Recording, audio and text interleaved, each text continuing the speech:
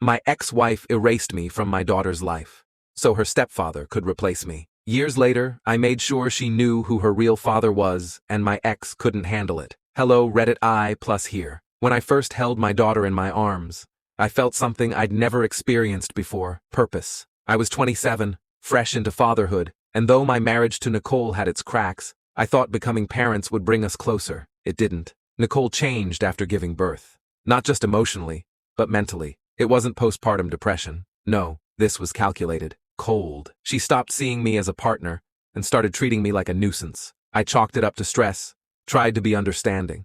I worked overtime, changed diapers, rocked our baby to sleep every night. But by the time our daughter, Emma, turned 3, Nicole had emotionally checked out of our marriage and checked into someone else's bed.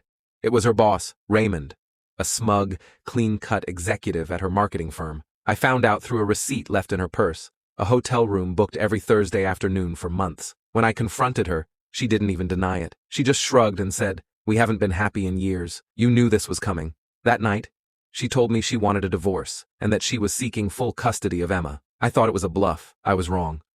Nicole's father was a retired judge, and her sister was a family law attorney. I didn't stand a chance. The court believed her version, that I was emotionally unstable, overly controlling, and even tried to alienate Emma from her. Lies, every one of them. But well-packaged lies carry weight in court. I went from seeing my daughter every day to being granted supervised visitation twice a month. And then the real betrayal began. The erasure Nicole didn't just want custody.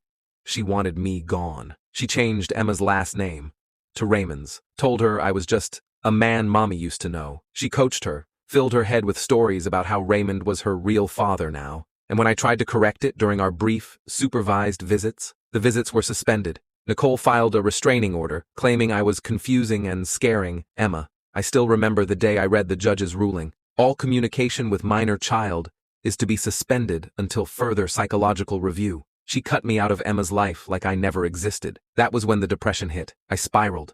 I lost my job, moved into a one-bedroom apartment. For a while, I drank too much just to sleep through the night. But somewhere in that fog, I made a decision. This will not be how the story ends. The comeback. It took 5 years. 5 years of therapy, 2 new degrees, and building a business from the ground up.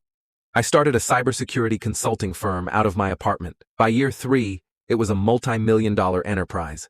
I moved to another city, got healthy, stopped checking Nicole's social media, stopped Googling Emma's name, but then, out of nowhere, I got a message on LinkedIn from someone I didn't recognize. Emma Raymond, age 16. She wrote, "I don't know if this is really you, but I found some papers in Mom's closet. Your name was on them. Are you my father?" I stared at the screen, heart pounding. She remembered nothing, or rather remembered what Nicole wanted her to remember. I asked for a video call. She agreed. When I saw her face, that mix of my eyes and Nicole's cheekbones, I broke down. She looked confused, even scared. I composed myself and told her the truth. I showed her old photos, videos, birth certificates, letters I had written her on every birthday but never sent. I told her everything, about the divorce, the court case, the restraining order.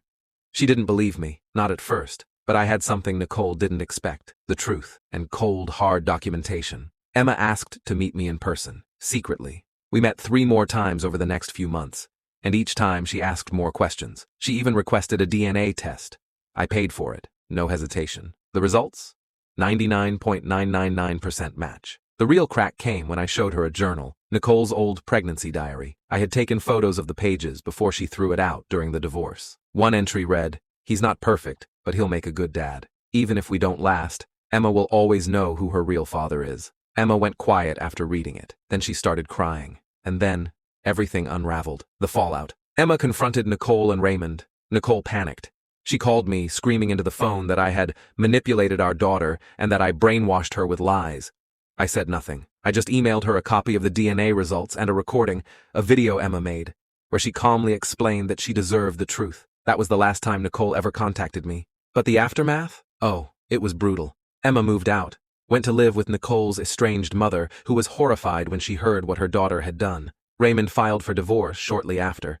Apparently, Nicole had been hiding more than just the truth about Emma. Emma and I are still rebuilding. She's 18 now. We're not pretending the lost years didn't happen, but we're working through them, one day at a time. Final scene. Last month, she asked me to walk her down the aisle, not for a wedding, but for her high school graduation. She said, "I know we missed a lot of years, Dad, but I want you and all the rest."